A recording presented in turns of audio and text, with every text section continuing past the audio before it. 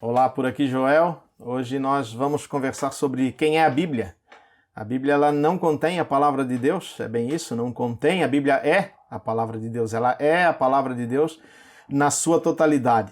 Algumas confusões são feitas em relação à tradução e a pergunta que há muito tempo me fizeram e dias atrás agora também de novo surgiu é a Bíblia evangélica e a Bíblia católica. Qual seria a diferença, se elas são iguais, se o ensinamento é o mesmo? Se o ensinamento é o mesmo.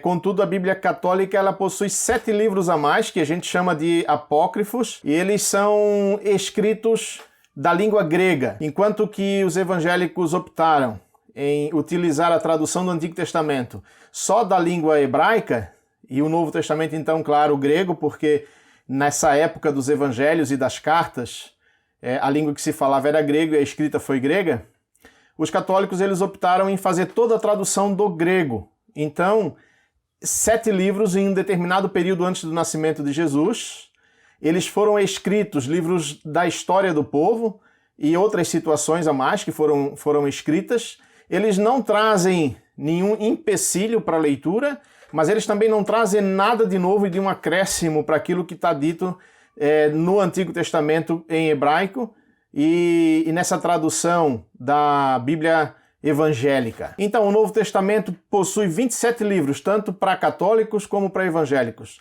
E o Antigo Testamento, 39 para os evangélicos, 46 para os católicos. Isso não é uma grande diferença, como eu disse antes. Uma questão que para mim sempre foi muito interessante de esclarecer na leitura é com relação aos salmos, porque por muitas vezes a gente cita um salmo, eu sou evangélico, a gente cita um salmo e algum amigo, alguém que ouviu que é católico diz, não, mas na minha Bíblia não está escrito isso. Ora, na verdade é que há uma indefinição, não posso dizer uma indefinição, mas houve uma diferença, há uma diferença na numeração dos salmos, né?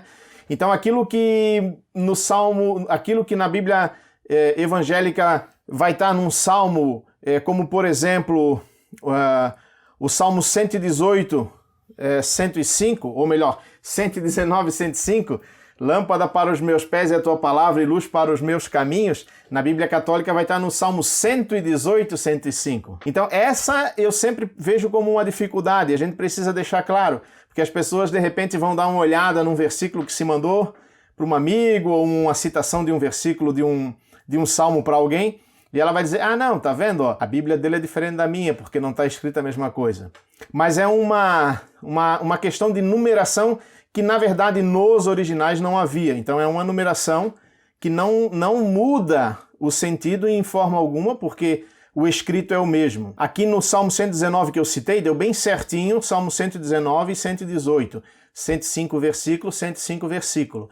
Mas em alguns salmos dá uma diferença. Pode ser o versículo, um salmo anterior e um versículo 2 ou 3 posterior ou anterior. Então, segundo a própria Bíblia, ela é luz, Salmo 119, 105, como eu citei antes, né? Na Bíblia Católica, 118, 105. Ela é leite, ela é mel, Salmo 19, 10. A Bíblia Católica é o Salmo 18, 11. Ela é espada, ela é viva, ela é eficaz, ela é poderosa para salvar, ela é semente, ela ensina e repreende, corrige, educa. A Bíblia, ela mesmo se define como tudo isso. Mas se nós formos olhar também para Jesus, quando ele relata quem ele é, ou quando a Escritura se refere de Deus, a palavra se refere de Deus, também lá diz que é fogo, que é alimento, né, pão, água da vida, a salvação só em Jesus Cristo. Então, a própria palavra se autodefine porque ela autodefine aquele que é o verbo de Deus, que é Jesus. Então o verbo de Deus, ele é a palavra de Deus. O Evangelho de João 1 nós vamos ver no próximo vídeo, onde vai dizer que Jesus é o verbo de Deus que veio ao mundo. Eu quero ler 2 versículos ou 3 versículos, comparando nas duas traduções que eu tenho aqui. Eu tenho aqui, minha Bíblia, a Bíblia de Jerusalém, da Edições Paulinas, nova edição, revista e ampliada, eu uso para estudo, e eu tenho uma Bíblia da Sociedade Bíblica do Brasil, revista atualizada Almeida, que é a Bíblia que eu leio no cotidiano, Eu tenho também uma outra Bíblia aqui de estudo. Existe a Vida Nova, que eu uso para estudo, que é uma Bíblia da Sociedade... Ela não é da Sociedade Bíblica do Brasil, é de uma outra instituição que fez a tradução. Mas existem várias Bíblias. A gente precisa estar sempre comparando. Então, quando nós vamos estudar a Bíblia, seria bom a gente fazer traduções diferentes, olhar traduções diferentes, fazer esse comparativo de traduções diferentes. E eu quero ler aqui então Timóteo e Pedro. Nós vamos ler 2 Timóteo 3,16, na Bíblia Almeida Revista Atualizada da Sociedade Bíblica do Brasil. Toda escritura é inspirada por Deus e útil para o ensino, para a repreensão, para a correção e para a educação na justiça. E vamos ler aqui na Bíblia de Jerusalém. Toda a escritura é inspirada por Deus e útil para instruir, para refutar, para corrigir, para educar na justiça. Então veja que, embora são duas traduções diferentes, entre aspas, né? Uma católica, uma evangélica, o que está dizendo é a mesma coisa. Isso é muito importante a gente saber. O que está dizendo é a mesma coisa. Se nós vamos ler os evangelhos, se nós vamos ler os livros do Antigo Testamento, eles são idênticos na sua tradução, mesmo que por tradutores diferentes. Porque sempre se tentou deixar o mais próximo possível dos originais. Bom, por que eu digo isso? Porque Deus é que fez esse trabalho de compilação, de ajuntar as partes, porque a Bíblia não foi escrita como a gente vê hoje nesse livro, ela foi escrita em partes.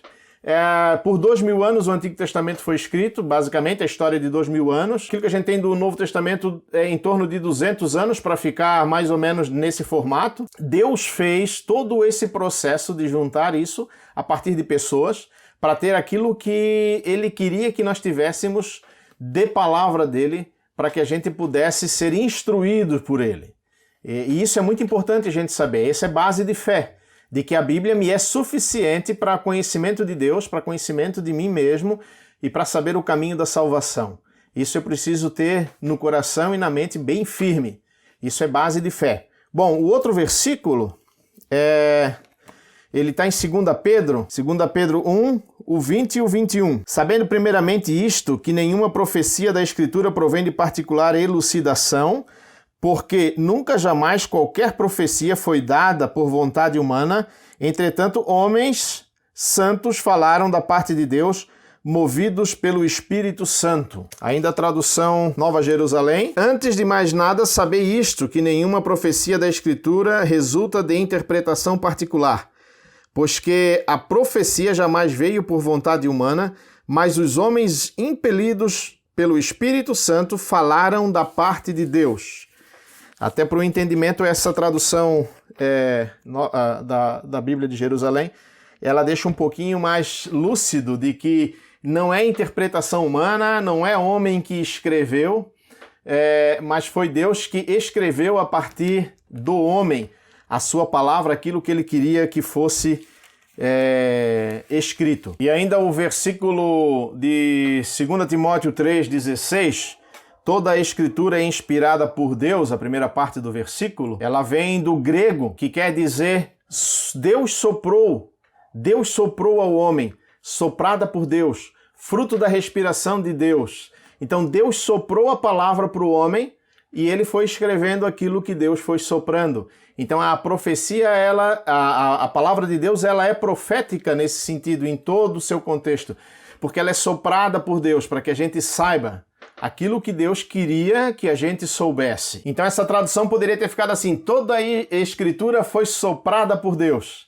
Mas a palavra na tradução que mais coube ali foi inspiração, né? Essa inspiração que significa isso. Que o Senhor Jesus abençoe e guarde cada um de vocês em seus corações e que lhes encha de bênçãos sobre medida. Grande abraço.